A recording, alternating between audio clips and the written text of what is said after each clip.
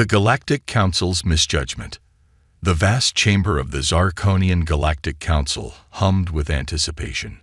Holographic displays flickered in the air, showcasing star systems, planetary data, and military formations. The council members, each representing a different sector of the Zarkonian Empire, sat in tiered rows, their iridescent scales shimmering under the ambient light. At the center of the chamber stood High Admiral Excelfor, his imposing figure drawing all eyes. His voice, deep and resonant, filled the room as he gestured towards a holographic representation of a blue-green planet. Esteemed members of the Council, I present to you our next conquest, Earth, a planet rich in resources, teeming with life, and populated by a species known as humans. Our initial scans indicate primitive technology and limited defenses. This world will make an excellent addition to our ever-expanding empire. Murmurs of approval rippled through the chamber. The Zarkonians had conquered countless worlds across the galaxy, their superior technology and strategic prowess making them an unstoppable force. Earth seemed like just another easy target. Councillor Vexera, her emerald scales glinting, leaned forward. What of the inhabitants, High Admiral? Do they pose any threat? Zelfor's mandibles clicked in amusement. Hardly. Their most advanced weapons are crude projectile launchers and primitive nuclear devices. They have yet to achieve interstellar travel. By our standards, they are barely out of their Stone Age. The council members chittered with laughter, already envisioning the spoils of their impending victory. But their mirth was interrupted by a gruff voice from the back of the chamber. You underestimate them at your peril. All heads turned to see an aged Zarkonian making his way down the central aisle. His scales were dull and scarred, and he walked with a noticeable limp. Despite his worn appearance, the council members fell silent, recognizing the veteran before them. High Admiral Xelthor's eyes narrowed. Commander Zalvex, we did not expect you to attend this session. Zalvex reached the center of the chamber, his gaze fixed on the holographic Earth. I couldn't stay away, not when I heard you were planning to invade this world. He turned to face the council, his voice carrying the weight of experience. I led a scouting mission to Earth 50 cycles ago. We thought, as you did, that it would be an easy conquest. We were wrong. A ripple of unease passed through the council. Zelthor, however, remained skeptical. Surely you exaggerate, Commander. What could these primitives possibly do against our might? Zalvex's scarred mandibles clicked softly. It's not just about their technology, Admiral. It's about their nature, their planet, their sheer tenacity. He gestured to his scared body. These are not the marks of glorious battles against worthy foes. These are the scars I bear from a single mission to Earth. The holographic display shifted, showing images of Earth's varied environments, from scorching deserts to frozen tundras, from dense jungles to stark mountain ranges. Earth is not just a planet, Zalvex continued. It's a death world. Every biome is designed to kill. The humans haven't just survived there. They've thrived. They've conquered every corner of their world, adapting to conditions that would break lesser species. He brought up images of Earth's wildlife. Great predators with razor-sharp teeth, tiny insects carrying deadly diseases, plants with poisonous defenses. And the humans? They've learned from every challenge their world has thrown at them. They're resourceful, adaptable, and above all, relentless. Councillor Vexera leaned forward, intrigued. But surely, Commander, our technological superiority means nothing, Zalvex interrupted. We thought the same. We had plasma weapons, energy shields, and anti-gravity propulsion. You know what they had? Projectile weapons that could penetrate our shields. Primitive but effective explosives that could down our ships, and understanding of their environment that we couldn't match. He turned back to the holographic Earth, his voice soft but filled with a hint of admiration and fear. But it's not just their weapons or their planet that makes them dangerous. It's their spirit. Humans don't know when they're beaten. They'll fight with broken bones. They'll strategize while starving. They'll sacrifice themselves without hesitation to protect their kin or their ideals. The chamber had fallen completely silent. Even High Admiral Xelthor seemed taken aback by the intensity of Zolvex's words. "I lost my entire squad on that scouting mission," Zolvex continued. "Not to their militaries, but to civilians. Farmers, teachers, children, they all became warriors the moment we touched down. We thought we were the apex predators, but on Earth, everything is a predator. And humans are the apex of them all." He faced the council once more, his eyes blazing with the memories of his past mission. "If you proceed with this invasion, you won't be fighting a war. You'll be stepping into a meat grinder. Earth isn't just a planet. It's a forge, and humans are the steel it has produced. They are hardened by their world, tempered by constant challenges, and honed by their own relentless drive to survive and conquer." High Admiral Xelthor, visibly shaken but unwilling to back down, stepped forward. "Your concerns are noted, Commander. But surely with our full military might." Zolvex cut him off with a harsh laugh. "Full military might? Admiral, you're not listening. It won't be enough. Not against them. Not against Earth." He looked around the chamber, meeting the eyes of each council member. "I've seen worlds fall to our empire. I've conquered civilizations that had technology far beyond what humans possess. But I've never encountered a species like humans, and I've never seen a world like Earth. If you go through with this invasion, you won't just be risking defeat. You'll be risking the very future of our empire." As Zolvex's words hung in the air, the council chamber erupted into chaos. Arguments broke out among the members, some dismissing the commander's warnings as the ramblings of a broken soldier, others urging caution. In the midst of the uproar, Zolvex stood silently, his gaze fixed on the slowly rotating hologram of Earth. He knew his words would likely go unheeded. The Zarkonian Empire, in its arrogance, would proceed with the invasion. And as he watched the holographic clouds swirl across the blue planet, he couldn't help but feel a twinge of pity, not for the humans, but for his own people. For he knew that the moment the Zarkonian fleet entered Earth's atmosphere, they would learn the hard way why humans called their home a pale blue dot. It wasn't because of its appearance from space. It was a warning, a declaration that this small, unassuming world housed the most dangerous species in the galaxy. The invasion of Earth was about to begin, and with it, the Zarkonian Empire's greatest challenge yet. First contact and unexpected resistance. The Zarkonian invasion fleet emerged from hyperspace, its massive ships casting long shadows across Earth's moon. Despite Commander Zolvex's warnings, High Admiral Xelthor had convinced the Galactic Council to proceed with the conquest.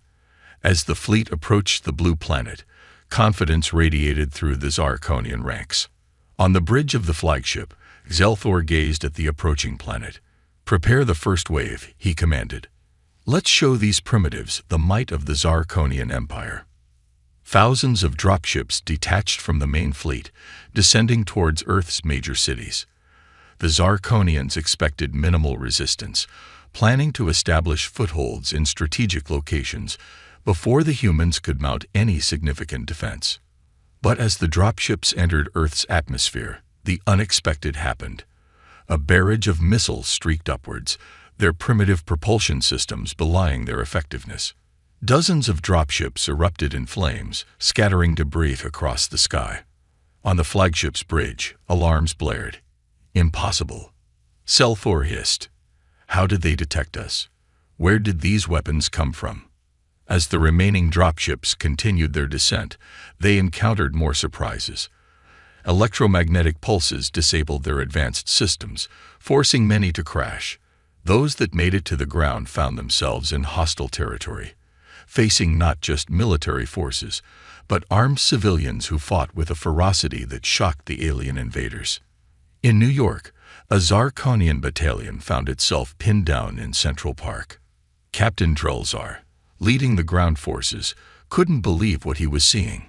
Humans, using what appeared to be crude projectile weapons and improvised explosives, were effectively neutralizing his troops' energy shields and armor. "Fall back!" Drelzar shouted, watching in horror as another of his soldiers fell to a barrage of bullets. "Regroup and call for air support." But air support never came. The Zarkonian fighters, designed for space combat, struggled in Earth's atmosphere. Human jet fighters, though technologically inferior, proved more maneuverable than the planet's thick air and unpredictable weather patterns. Meanwhile, in Moscow, Commander Ixel found her forces battling not just soldiers, but the very environment itself. A sudden snowstorm had blinded their sensors, and the cold was playing havoc with their equipment. "This is madness," Ixel muttered, watching her troops shiver in their supposedly all-environment suits. How do these humans function in such conditions? In the rainforests of Brazil, another Zarkonian unit was facing a different kind of hell. The dense foliage interfered with their communications, and the humid heat was causing their equipment to malfunction. Worst of all, they couldn't shake the feeling that they were being watched. Sergeant Vexlor jumped at every sound, his nerves frayed. "There's something out there," he warned his squad. But before they could respond, silent figures emerged from the undergrowth. Indigenous warriors, their bodies painted to blend with the forest, attacked with blow darts and spears that somehow pierced the aliens' high-tech armor. Back on the flagship, High Admiral Xelthor was receiving reports of similar scenarios playing out across the globe. In the deserts of Africa, Zarkonian troops were succumbing to heat and dehydration. In the mountains of Afghanistan, guerrilla fighters were using the terrain to ambush alien patrols. Even in the oceans, Zarkonian submarines were being outmaneuvered by human naval forces more accustomed to Earth's complex undersea topography. "This isn't possible," Xelthor muttered, his earlier confidence evaporating. "They're primitives. How are they doing this?" The answer came from an unexpected source. A young analyst, Zira, spoke up hesitantly. "Sir, I've been analyzing their communications. It seems they were expecting us." Xelthor turned to her, mandibles clicking in agitation. "Explain." Zira brought up a holographic display of intercepted human transmissions. They'd been preparing for this, for decades. They call it science fiction. They've imagined countless scenarios of alien invasions. They'd been strategizing, hypothesizing, and planning for this very moment. The implications hit Xelthor like a physical blow. These humans hadn't just been surviving on their Deathworld. They'd been actively preparing for threats from beyond the stars. As if to underscore this point, a new alert sounded. "Sir," a technician called out, "we're detecting energy signatures from the moon." The view screen shifted, showing the lunar surface. There, previously hidden by the moon's natural features, human bases were powering up. Massive cannons, cobbled together from a mix of human ingenuity and reverse-engineered alien tech from past crashed ships, were taking aim at the Zarkonian fleet. Xelthor watched in disbelief as the first salvo launched from the moon, streaking towards his ships. "All vessels, evasive maneuvers," he shouted, but it was too late. The lunar cannons, firing projectiles at incredible speeds, tore through several Zarkonian ships. As chaos erupted on the bridge, Xelthor found himself remembering Commander Zalvex's words. The old veteran had tried to warn them, but they hadn't listened. Now, barely hours into what was supposed to be an easy conquest, the mighty Zarkonian Empire found itself on the defensive. In cities, jungles, deserts, and even in orbit, humans were proving to be far more than the primitives the Zarkonians had expected. They were resourceful, adaptable, and above all, prepared. As Xelthor watched another of his ships succumb to the lunar bombardment, a chilling realization set in. This wasn't going to be a swift conquest. It wasn't going to be a conquest at all.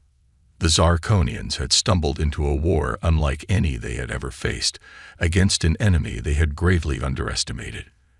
And as reports of more human counterattacks flooded in, Xelthor couldn't shake the feeling that this was only the beginning of their troubles on this unassuming blue planet called Earth. the true nature of Earth revealed. As the Zarkonian invasion faltered, High Admiral Xelthor found himself in an unprecedented situation. For the first time in the Empire's history, they were on the defensive. The bridge of his flagship had become a chaos of alarms and frantic reports from ground teams. "Sir," a young officer named Cax reported, her scales pale with stress, "we've lost contact with the Australian contingent." Xelthor's mandibles clicked in frustration. The entire contingent? How? Cax brought up a holographic display of the Australian outback. "We're not sure, sir. Their last transmission mentioned something about everything trying to kill them." As if on cue, another report came in, this time from South America. A Zarkonian scout, his voice trembling, described an encounter with a massive serpent that had crushed one of their armored vehicles, like it was made of paper. Xelthor felt a creeping dread. Commander Zalvex's warnings echoed in his mind. Earth is a death world. Meanwhile, on the ground, Zarkonian soldiers were learning firsthand just how apt that description was. In the Amazon rainforest, Captain Yexera led her team through the dense undergrowth, every sense on high alert. The humidity was playing havoc with their equipment, and the cacophony of alien wildlife had them all on edge. Suddenly, one of her soldiers let out a blood-curdling scream. Yexera spun around to see him clawing at his armor, which seemed to be moving. "Ants!" another soldier cried out. Millions of them.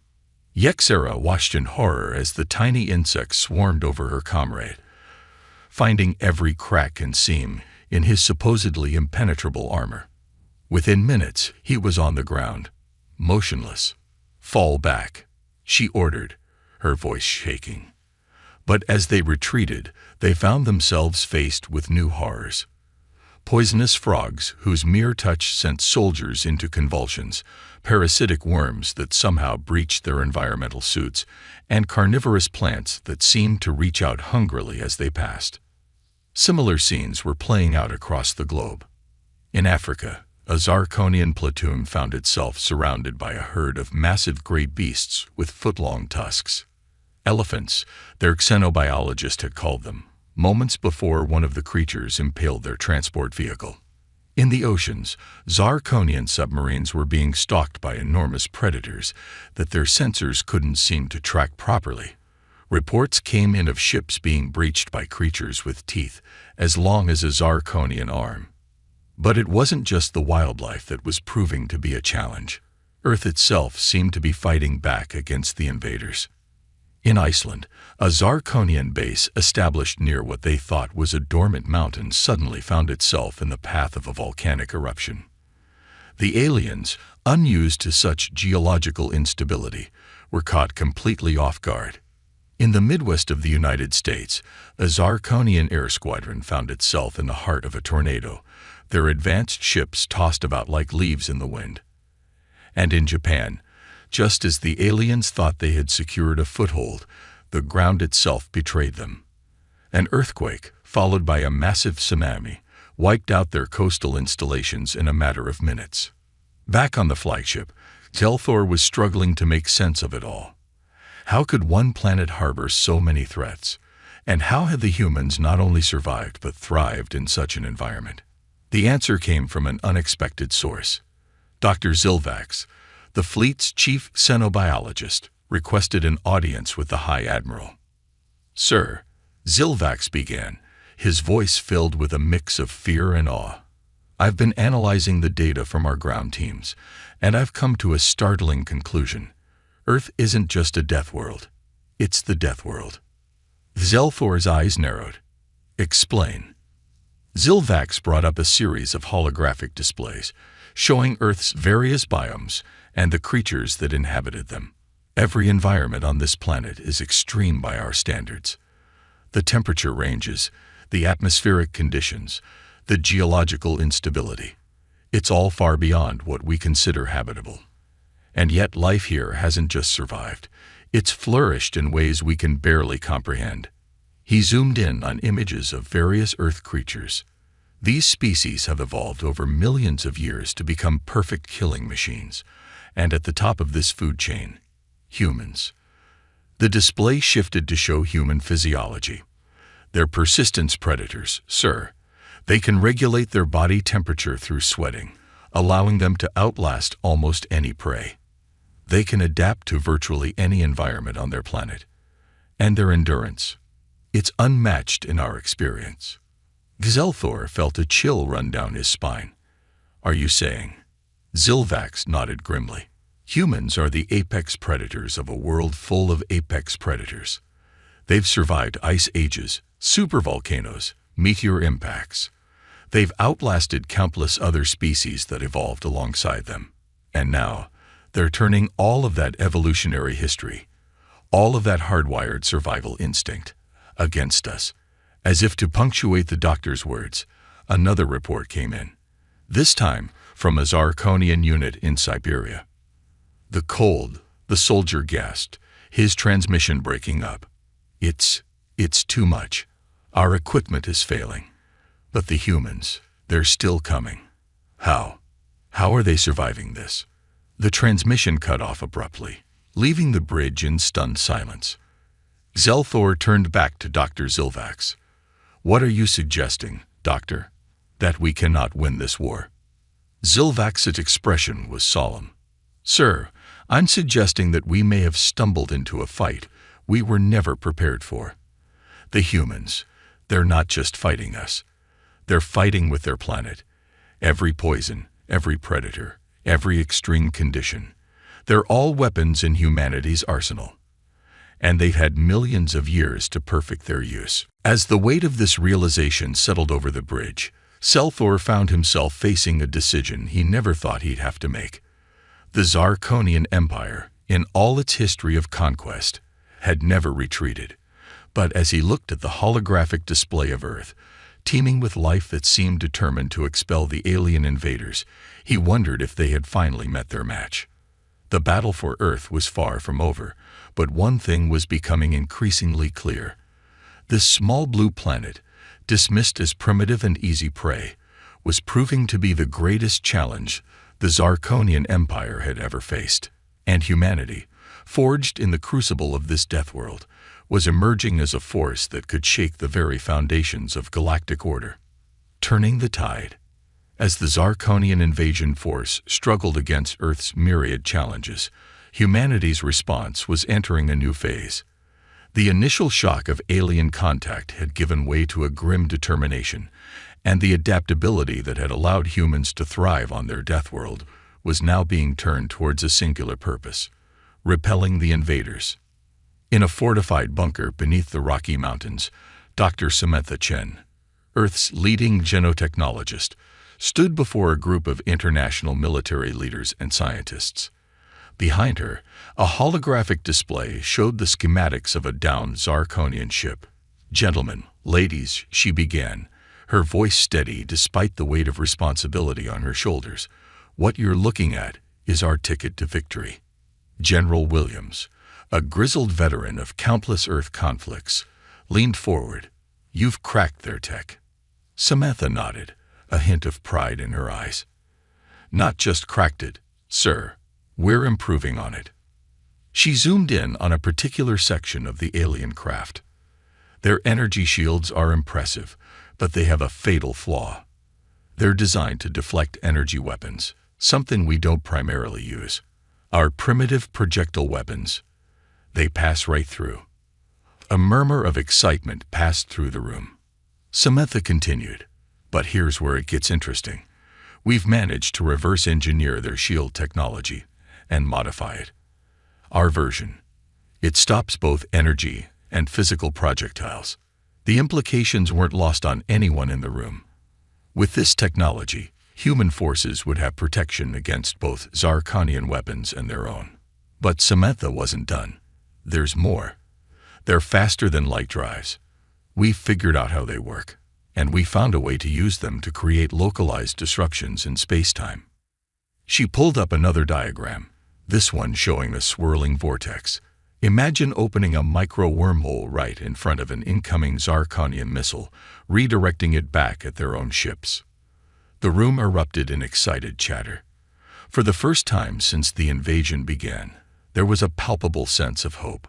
General Williams stood up, his face set with determination. "Dr. Chen, how quickly can we implement these technologies?" Samantha's reply was instant. "We've already begun, sir. Production facilities around the world are being retooled as we speak. Within days, we'll be able to outfit our forces with these new defenses. Within weeks, we'll have our own fleet of hybrid Earth Zirconian ships ready for launch." As the meeting adjourned, plans were set in motion across the globe. Humanity, with its newfound technological edge, was preparing to take the fight to the stars. Meanwhile, in orbit above Earth, High Admiral Xelfor was facing a crisis. His invasion force, once thought invincible, was in disarray. Reports of defeats on the ground were compounded by a new, terrifying development. "Sir," his second-in-command reported, panic evident in his voice, "we're detecting energy signatures from Earth's surface. They're using our own technology against us." Xelfor watched in disbelief as a squadron of Earth fighters rose from the planet's atmosphere. These weren't the primitive jets they had faced earlier. These ships moved with the same grace as Zirconian craft, but they were clearly of human design. A perfect fusion of Earth ingenuity and alien technology.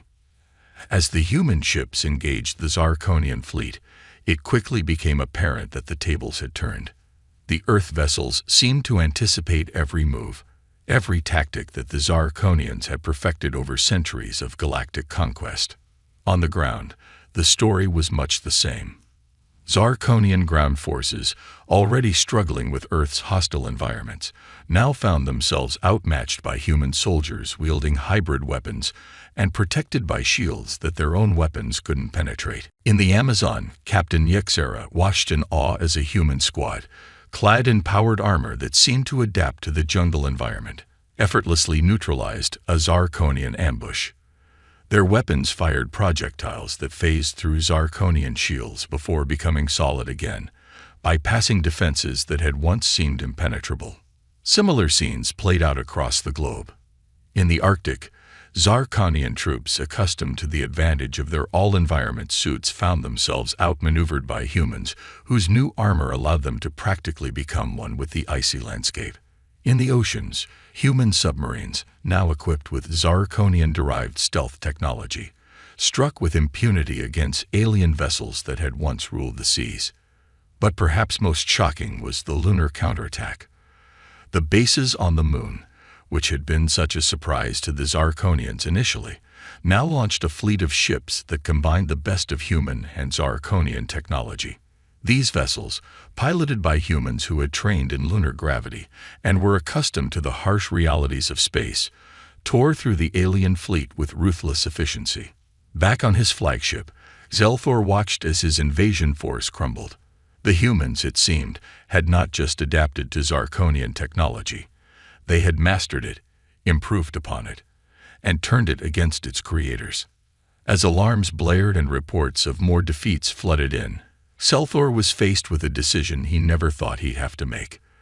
The mighty Zirconian Empire, which had conquered countless worlds across the galaxy, was being beaten back by a species they had dismissed as primitive just weeks ago.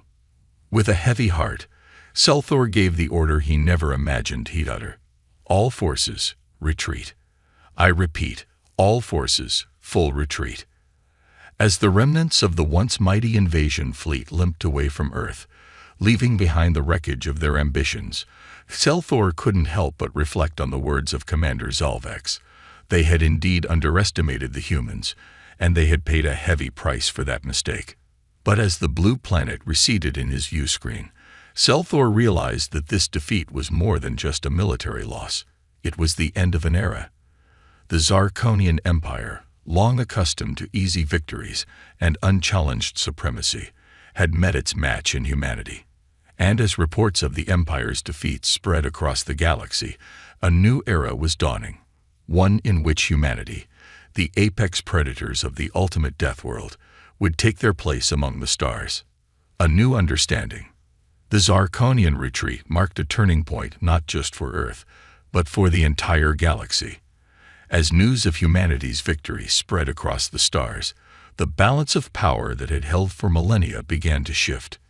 In the Grand Council chamber of the Zarkonian Empire, now a far cry from its former glory, High Admiral Xelthor stood before his peers, his once proud posture now weighed down by defeat. "We underestimated them," he began, his voice echoing in the silent chamber. "We saw their planet as a primitive backwater, their species as easy prey. We were wrong." The counselors murmured among themselves, a mix of disbelief and fear in their voices.